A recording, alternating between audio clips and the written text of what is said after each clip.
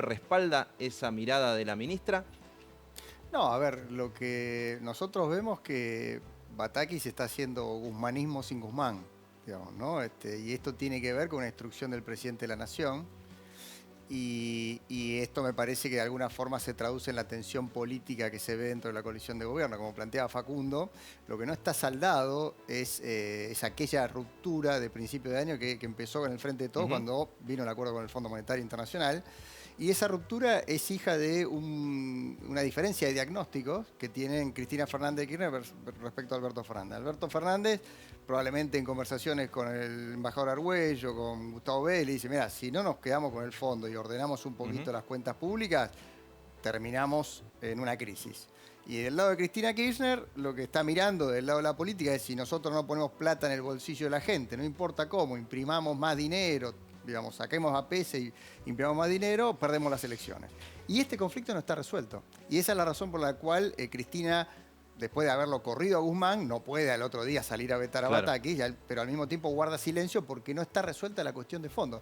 Y hasta que no se resuelva esa cuestión de fondo, de hacia dónde quieren llevar el país, o cuál es ese diagnóstico, digamos, qué es lo que se puede hacer en un modelo que está, a mi juicio, quebrado, que es esta idea de hacer, de alguna forma, si ustedes quieren llamarle populismo sin recursos, distribucionismo sin generar riqueza, digámoslo como cada uno quiera interpretarlo.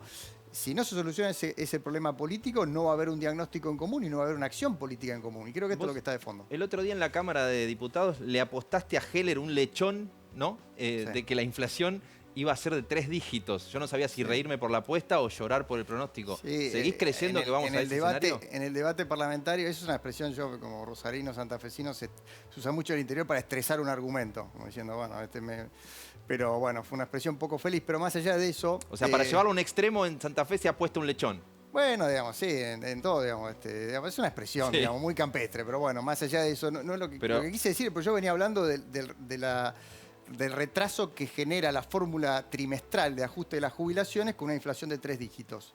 Entonces le dije, le apuesto que el año que viene vamos a tener inflación de 3 dígitos. Lo que no sabía que quizá iba a llegar a ganar la apuesta este año. Porque este año todos los analistas proyectan 90 ya. Los buenos que hacen bien los numeritos con la inflación de julio que va a ser 7, algunos dicen 8% mensual en julio. La primera semana de julio fue un descontrol y tiene pocos días de lo de la renuncia de Guzmán. Con eso está cerca de 90. Con lo cual, por ahí la apuesta la gano este año, lamentablemente. Lo que yo quería decir es que a este ritmo indexatorio, a este ritmo inflacionario, vamos a tener que acelerar la indexación no solo de algunos impuestos, las cosas que manda, o del salario mínimo vital y móvil que mandó Máximo Kirchner, sino también de los jubilados. Entonces, bueno, eso no le gusta al gobierno porque con los jubilados parece que tiene un problema porque son los primeros que siempre castiga. Pero en ese sentido lo está diciendo. Lamentablemente la inflación está fuera de control. Ya navega hace 3 meses arriba del 100% anualizado, cuando uno anualiza los últimos 3 meses. Este año va a pegar en 90, muy probablemente el año que viene. JP Morgan, no sé cómo hacen los números, pronostica 250, me parece una locura. He visto ahora algunos números para el año que viene de otros analistas, están arriba de 102. Ahora, uno podría decir, con la gravedad de lo que vos estás contando, que un poco se recoge de los números y las remarcaciones de esta semana, hay para preguntarse si en la oposición, que eventualmente pueda asumir, después les vamos a charlar con Gile y con Facundo, que eventualmente pueda asumir en el 2023, les conviene la idea de que cuanto peor mejor, de llegar con una situación de mucho estrés para tomar medidas de giro radicalizado, con apoyo de la sociedad. Yo no lo creo que en algún punto lo que hay en estos años es un aprendizaje de la sociedad respecto a que algunas prácticas, trucos diría yo, que rindieron frutos durante otros años, donde había dólares por la soja, donde había energía por las inversiones de los 90, donde había distintas condiciones internacionales, locales, etcétera, había trucos que le rindieron al kirchnerismo para generar pequeñas mejoras en el bienestar económico que ahora se agotaron.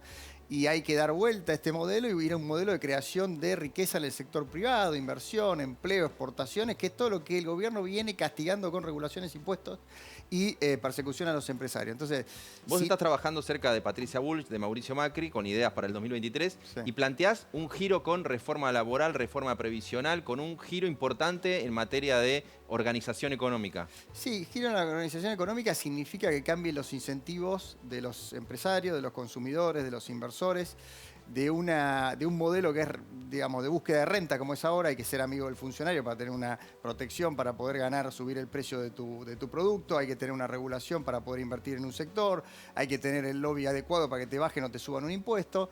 A un modelo de competencia donde haya inversión, donde la productividad se aleje de las discusiones de cómo bajamos costos, de cómo hacemos para incorporar empleo, cómo capacitamos el empleo, cómo crece todo el mundo, digamos, ¿no? Para eso hay que cambiar la cultura rentística y cambiar el régimen económico de incentivos, que es hacer todo lo contrario de lo que viene haciendo el kirchnerismo hace 20 años. Este modelo que se está agotando de manera dramática en estos días, con esta eclosión que se está generando, es un modelo que viene hace más de 20 años. Lo que pasa es que hemos visto dosis homeopáticas, al principio con Néstor Kirchner, después se fueron agravando, después vino el cepo de Cristina, las retenciones, la 125 y todo lo que pasó en el medio. Bueno, ese modelo dio todos los frutos que podía dar en términos políticos, ahora se agotó y está llevándonos a una catástrofe. Pero vos decís que la sociedad los va a acompañar. Si hoy ya tenés organizaciones sociales en la calle, sí, pues la gente quiere movilizaciones. salir del ajuste, Jairo. O sea, estamos hace 10 años en ajuste, que significa caída del empleo, caída del salario, aumento de la inflación, aumento de la pobreza. ¿Cómo se sale de eso? ¿Haciendo lo mismo, emitiendo más plata, votando a Máximo Kirchner o haciendo algo distinto? ¿Qué es eso algo distinto? Es corregir las cuentas públicas, con lo difícil que sea eso al principio, para estabilizar la economía, para que vuelva la inversión, el empleo y las exportaciones, que es la única forma de tener dólares, para que podamos importar bienes que se necesitan acá para producir y podamos venderle al mundo. Ese modelo que ha funcionado en todo el mundo, Latinoamérica, en todos los países de la región, han tenido en mayor o menor medida gran crecimiento en la última década. Si vos tomás los últimos 10 años de Latinoamérica, México creció 40, Chile 30, Perú 40, Argentina y Brasil, el eje bolivariano, por no tomar Ecuador y Venezuela, Venezuela es un país fallido, 0. Son los únicos que estancaron sus exportaciones, sus inversiones y su economía. El resto de Latinoamérica siguió creciendo con reformas más orientadas a darle iniciativa al sector privado. Esto que en Argentina te ponen en 2 minutos el sello en la frente neoliberal, en ninguna parte del mundo se discute. Solo acá estamos discutiendo porque estamos en una... A ver, el kirchnerismo trajo un debate que atrasa 50 años. Entonces, hoy tenemos a los grupos de ultraizquierda radicalizados corriendo por izquierda al kirchnerismo y al resto de la gente que quiere integrarse a un mundo que ya funciona con esta regla de juego, le ponen el sello neoliberal en la frente y lo mandan a la escuela de decir que es parte de la dictadura, Pinochet. A ver, espera, déjame escuchar al respecto a Gila, si vos ves que la sociedad argentina en este contexto de inestabilidad e incertidumbre está preparada, está pidiendo desde tus mediciones, desde tu mirada de la sociedad, un giro en este sentido. ¿Cuál es tu percepción? Mira, efectivamente hay una demanda de cambio nítido, fenomenal, muy fuerte. Y por supuesto es una sociedad atravesada por contradicciones, pero contradicciones tremendas, ¿no? Porque hay un acuerdo bastante sólido respecto de la necesidad de reformas estructurales y al mismo tiempo cuando empezás a indagar más en profundidad, todas las reformas son siempre reformas que afecten a los otros y no a mí. Entonces, digo, lo que vos ves es una gran dificultad, digo, lo que vos advertís es, ¿hay demanda de cambio, de reforma estructural? Sí. Cuando eso empieza a lastimar o a cambiar el esquema de distribución actual, bueno, eso va a terminar en conflictividad. Después digamos. quiero que nos muestres, porque a propósito, si viene otra vez una política, como va a empezar ahora, pero con un nuevo gobierno de aumentos de tarifas, Gila tiene unas mediciones muy interesantes de gente que ya hoy percibe las tarifas caras, que también plantea desafíos para el gobierno que vaya a venir. Pero vos, Facundo, ¿cómo ves este planteo de la oposición que si llega puede plantear este giro? Yo coincido con el planteo que él hace respecto del agotamiento del modelo de salida de la convertibilidad, ¿no? La Argentina eligió un camino para salir de la convertibilidad que está agotado Claro. hace 10 años. Que no, en el 2007, 2008, cuando la inflación empezó a estacionarse alrededor del 20-25% y después fue creciendo paulatinamente, mostraba signo de agotamiento. Lo que no tengo tan claro es si es solo una cuestión de cambio de políticas económicas el problema. ¿Por qué? Porque, bueno, por ahí vos sos economista, yo soy politólogo y tendemos a mirar más, ¿viste?, la dimensión política del asunto. Porque si bien eso es cierto, también es cierto que los problemas de la Argentina son recurrentes desde antes de la salida de la convertibilidad, desde antes de los 90, desde antes de los 80.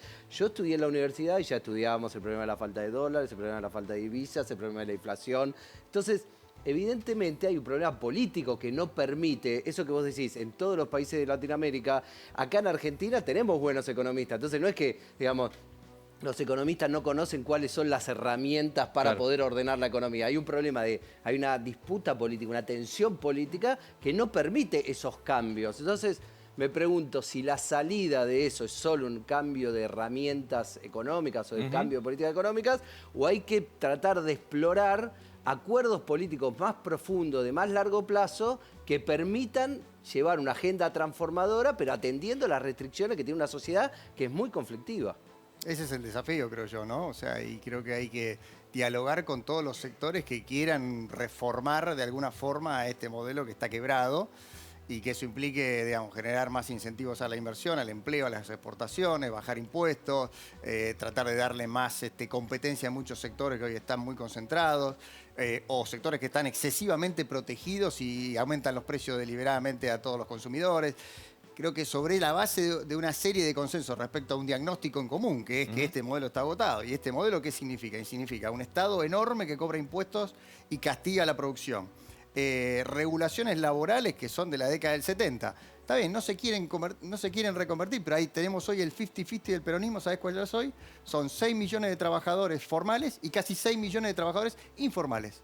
Ahora, Nadie se preocupa. Entonces, pues, ¿cómo hacemos para integrar al mercado laboral formal a esos 5 millones, para ser preciso, de trabajadores informales? Bueno, tenemos que dar esa discusión. ¿Cómo hacemos para generar exportaciones? ¿Poniendo más impuestos a las exportaciones o dándole incentivos?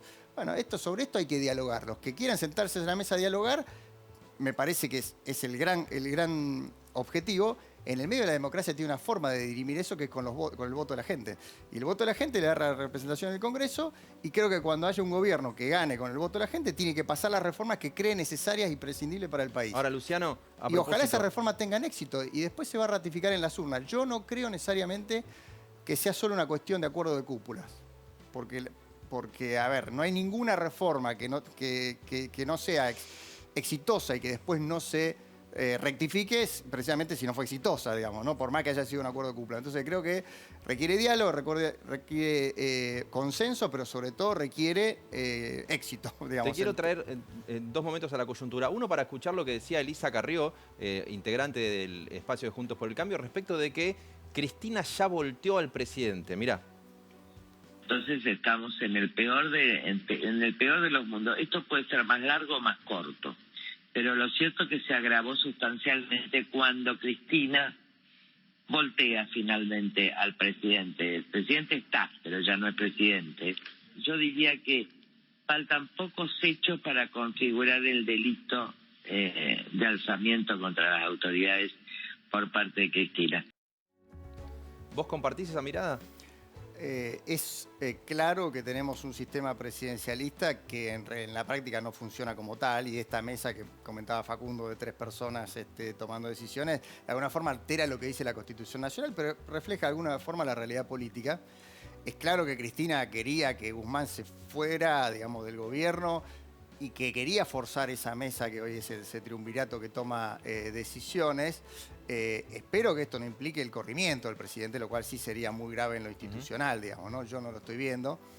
Lo que sí me parece que la coalición no está funcionando. Y no está funcionando no solo por un tema personal, de diferencia entre las personas, o de consultame tal tema, sino una diferencia de diagnóstico muy clara, que tiene que ver con la salida de Guzmán, pero que ahora no se ha resuelto con Bataki, como te decía antes, porque Bataki en principio siguió la instrucción del presidente, que es aferrarse al acuerdo con el Fondo Monetario Internacional, que nosotros criticamos duramente porque dijimos que iba a ser inflacionario, iba a ser ineficaz, por otras razones distintas a las que dice el kirchnerismo, y ha decidido hacer Guzmanismo sin Guzmán. Tengo una última pregunta de coyuntura, porque no quiero dejar de comentarte respecto del aumento de 69% que el Congreso dio a todo el personal del Congreso, y esta vez también a diputados y senadores, no como en la pandemia que se habían desenganchado. Respecto de uno mira la inflación y dice, bueno, acompaña la inflación, pero son 2 aumentos, uno del 30% ahora en julio y uno del 30% en octubre. ¿No crees que eso puede ser percibido en este contexto de manera delicada por la sociedad? Lo que pasa es que el kirchnerismo, al no poder controlar la inflación, ha decidido indexar, digamos, más rápido. Por eso Cristina arrancó el año felicitando a Palazzo por el aumento del 60% de la paritaria bancaria. De la paritaria bancaria, lo cual dijimos, bueno, quiere decir que está convalidando que en aquel momento que la inflación, el gobierno decía que era 48, iba a ser 48, diciendo que va a ser 60. Después decidió indexar el salario, acelerar la indexación del salario mínimo vital y móvil, acelerar la indexación de los impuestos, sobre todo el impuesto a las ganancias. Y bueno, y ahora está diciendo que la inflación va a ser 70%.